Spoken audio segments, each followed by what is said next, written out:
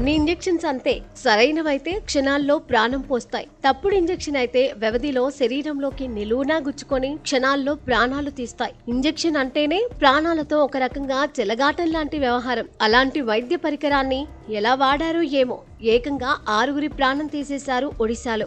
వివరాల్లోకి వెళ్తే, ఒడిశాలోని ఒక ఆసుపత్రిలో వివిధ వార్డుల్లో చికిత్స పొందుతున్న 6గురు రోగులు కొన్ని గంటల వ్యవధిలో అనుమానాస్పద రీతిలో మృతి చెందారు.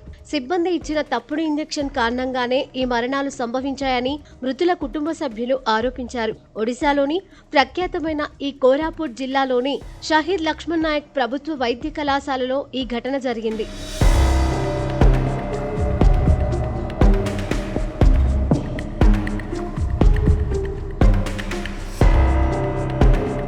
ఆపరేషన్ తర్వాత కూడా తమ వారు ఆరోగ్యంగానే ఉన్నారని, కానీ ఓ నర్సు వచ్చి ఇంజెక్షన్ ఇచ్చిన తర్వాతే ప్రాణాలు కోల్పోయినట్లు ఓ మృతుని కుటుంబ సభ్యులు ఆరోపించారు. నిర్లక్ష్యంగా వ్యవహరించిన సిబ్బందిపై పోలీసులకు ఫిర్యాదు చేశారు.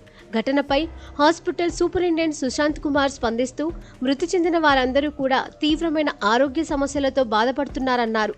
మరోవైపు ఒడిశా ప్రభుత్వం ఈ ఘటనపై విచారణకు ఆదేశిస్తూ ఓ కమిటీని ఏర్పాటు చేసింది.